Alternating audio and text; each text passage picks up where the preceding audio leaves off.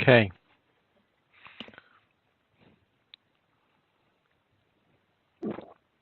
We've got fairly standard problem here. I've put up all the formula I want to use. So let's start off with the principal plane. So the principal plane, the equation we're going to use is this one here. We'll take the arctan so that you find 2 theta principal. Do the arctan, I'll stick in the numbers.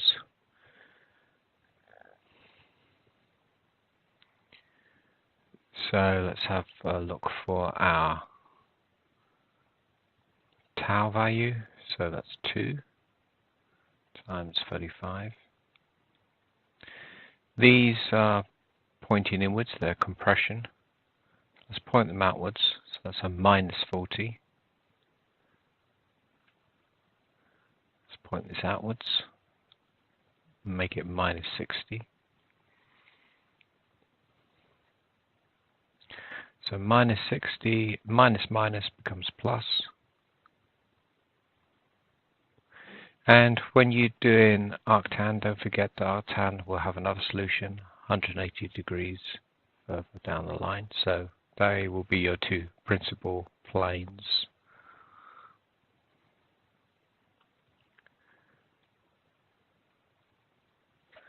So stick in the result first without the 180. So you've got arctan 2 times 35 divided by minus 60 plus 40, and that gives me a minus 74. So I need to divide that by 2. So I get a minus 37.023 degrees. And then the other one will be a plus 180, but when I divide it by 2, it will be plus 90. So that will give me, this is going to be my principal plane, and this is going to be like my x prime, and this will be my y prime. So I need plus 90 to that. So that gives me 52.973 degrees. B, principal stresses. Well, principal stresses, we want the minimum stress, the maximum stress, and we'd probably include in principal stresses the shear stress. So if you notice that this is the same as this term here, so what I'd do is I'll start with this equation and work out what that term is. So let's work out what the maximum shear stress is. So I'm not going to write all that out. So we've got minus 60, minus 40, so that's plus 40. Okay, divide that by 2, square it, plus tau, which will be 35, square that. Take the square root of all of that, and I get 36.401 megapascals. So once I've done that, all I need to do is plus or minus on to the average of the stress. So you could work out the average stress there, that might be useful. Okay, so notice that we're dealing with negative values. So minimum is going to be taken to be the most negative. This will become useful later on if you're doing things like von Mises stresses and what's the other one? Transposition criteria and things like that. So looking for the minimum value. So here we've got minus 60, minus 40. Yeah, that would be the average, so that'd be a minus 50. Take away 36.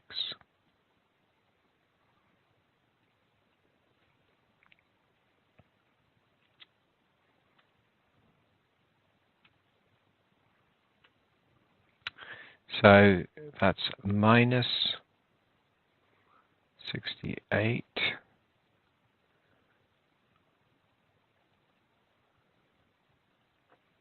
Okay, we don't need so many sig fig. And the maximum will be minus 50 plus 36.40.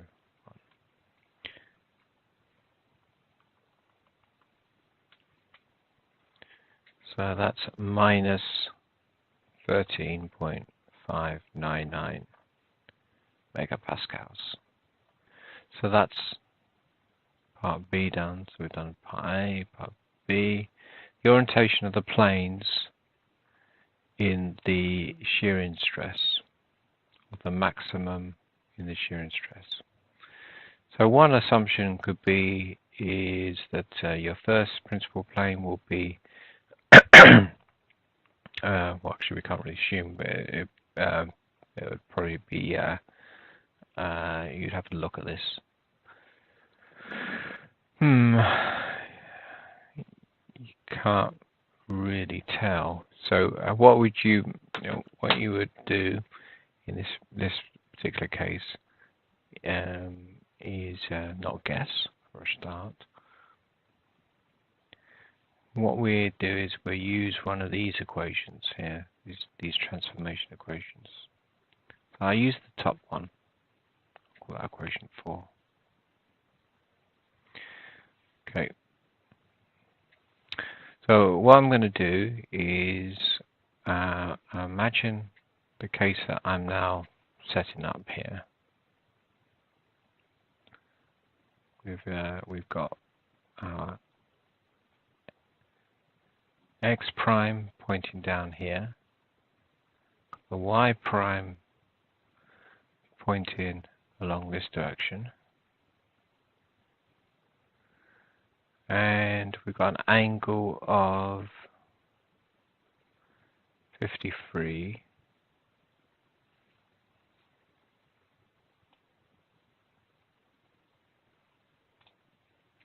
Angle of 53 degrees going from there to there. So one of these values is going to be the y prime. It could either be this one or it could be this one. We could try guessing, but that's not a great plan. So what we'll do is we'll use this original state, and what I'm going to do is I'm going to take this x prime, sorry, this x, and I'm going to rotate it by 53 degrees. So we're going to go from x to x prime. So notice that is different to this current state. So I'm saying that in my new state we've got an x prime pointing downwards, a y prime pointing upwards. If I take this x and rotate it by anti-clockwise by 53 degrees, I'll end up with using this equation. So let's call so it makes sense. Let's call this stress. So if I take this stress pointing in this direction and rotate it around, I will then find the stress point in this direction. So we're going to use this equation up here and find out what the stress is. And note that we're finding the stress pointing in this direction.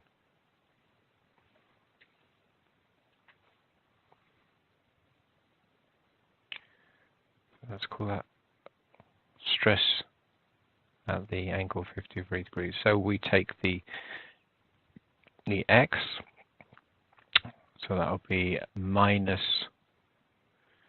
Well, this will be the average. So that'll be minus 60, minus 40, so that's minus 50. And then we've got the difference times by cos 2 theta. So what's that? Minus 60. I used my calculator down and make a silly mistake. Minus 60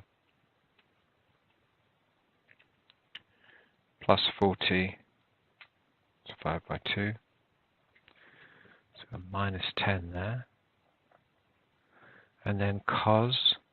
So we're going to swing it through 53 degrees. So we're swinging it through 106 degrees.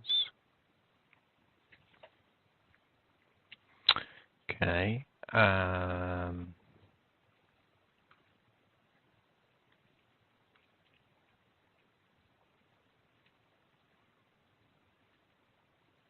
Okay. Right, so next term is the tau, so we plus, can't see it now, but 35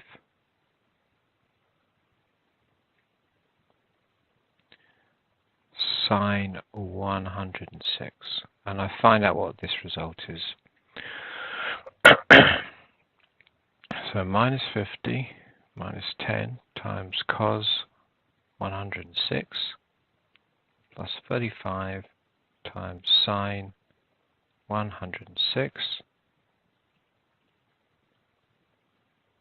and I get a result of minus 13.599 megapascals. So notice that this is my maximum. So therefore, by powers of deduction, the other result is going to be my minimum. So we've got minus 13.6 megapascals pointing off in this direction, and we've got minus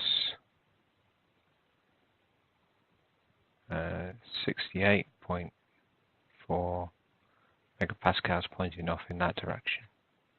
Okay, so that's the way to establish which way is which. Looking at this, dominant stress is pointing left to right, so the fact that that ends up to be the dominant stress when we rotate, it seems correct.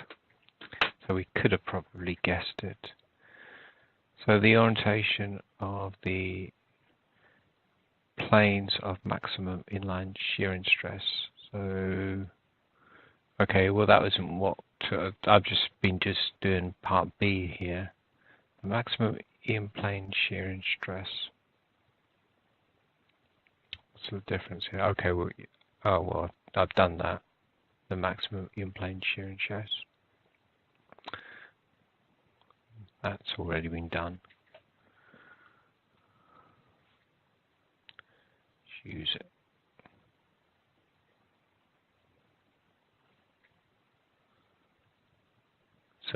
So they did actually want me to just state these two values for B. The corresponding normal stress. Corresponding normal stress.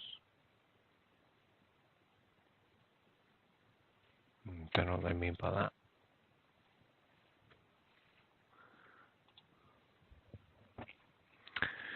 Right, so let's carry on.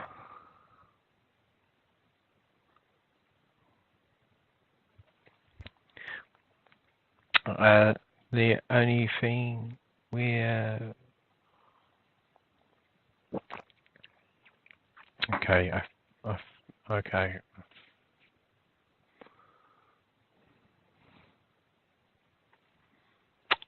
Okay. Right. So one equation we haven't used so far is 5. So we can find the shear and angle. And what's that going to give us? So we've got 2 theta shear and angle is tan inverse. Got a negative there, so minus 60 plus 40 divided by 2 times 35. So they want both planes, so we're going to potentially add on 180. What do we get with that? So minus 60 plus 40, divide that by 70, make it negative, do an inverse tan of the answer, and I get 2 theta shear equals 15.945.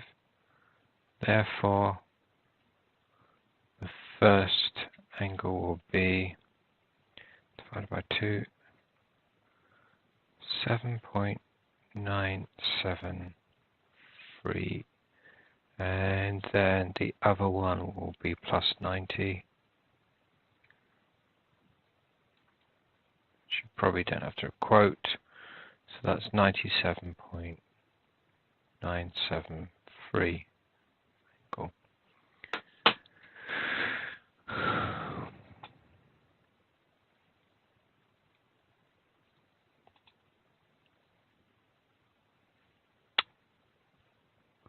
Okay.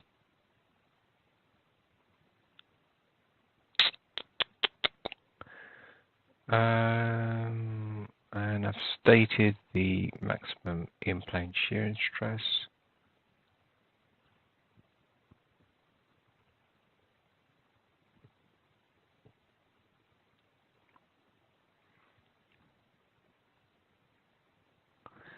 The only thing I could left do would be do a transposition.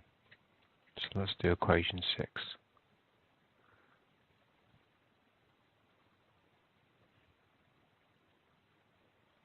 Don't think that's what they want me to do for part E, but okay, so we can find what that is, transposed.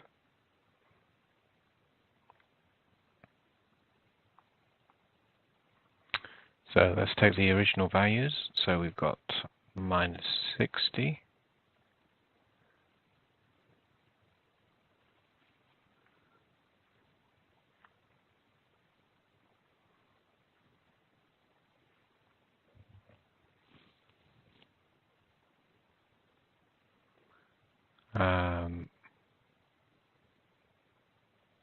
There's going to be a minus everywhere.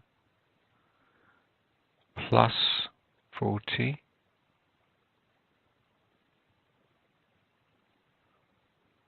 Divided by 2. So for this, what we want to be doing is transposing things by this amount here. So we want to shift this by the smaller angle. We're going anti-clockwise, so we'll be using this number here. So 30.37.027. Ignore the fact that it's negative. You want to be rotating by the 37 to make this axis here rotate correctly, or rather this one here to rotate correctly. So 74.054 plus 35 cos 74.025 equals minus 60 plus 40 divided by 2. Make sure I make it negative. Times it by sine 74.025 plus 35 times cos 74.054. And that gives me 19.2.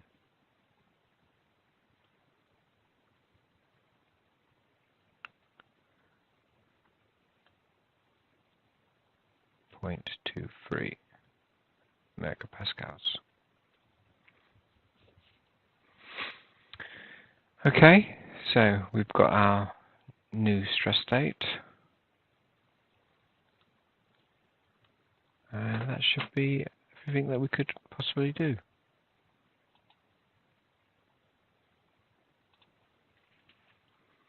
Okay, so I've looked at the book, and I think I've figured out what they mean by the last part of the question. So part E, corresponding normal stress. So what they're saying there is they want to know what the stress is if we've orientated our stress element by this amount. So that would be a question of using this equation.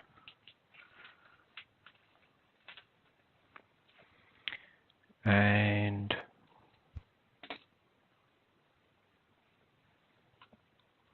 what am I looking for? It's the answer. Arnold hasn't given it to me.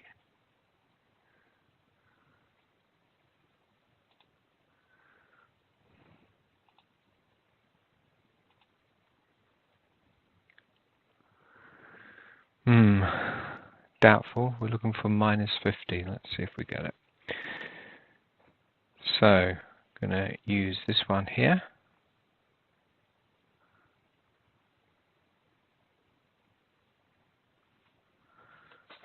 So I'm going to have minus 60 plus 40 divided by 2. So that would be minus 10. And then did something like this before, so they're going to use this thing up here.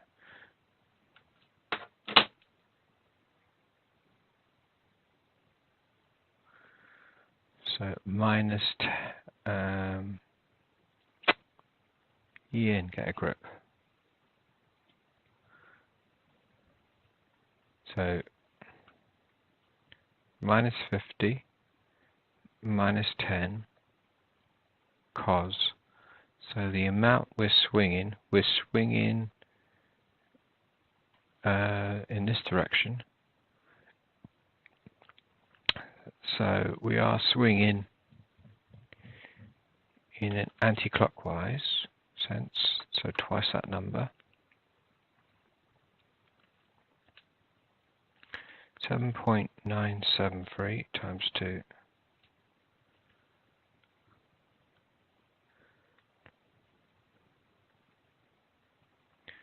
And the other one plus 35 sine 15.946. What's that? Minus 50 minus 10 times cos 15.946 plus 35 times sine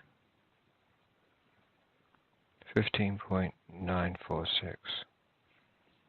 Yeah, it's correct. Minus 49.999, i.e. minus 50. Okay, so that is what part E, that's what they wanted us to do for part E. So I guess, why would you want to do that? So you're finding the maximum shearing thing, and I suppose you might be looking for whether it's going to shear or whether it's going to fracture. So you might be looking at those, want to do a comparison of those two forces, those two stresses at that particular angle. Okay, that makes sense. Okay, right, so part D, I sort of like did a one step ahead. I'm going to just re-quote the result of part D. And watch out for this for when you're assigning your minimum and your maximum. So your minimum you take to be the most negative, maximum most positive. And you might be able to guess by looking at your original shear state which should be which.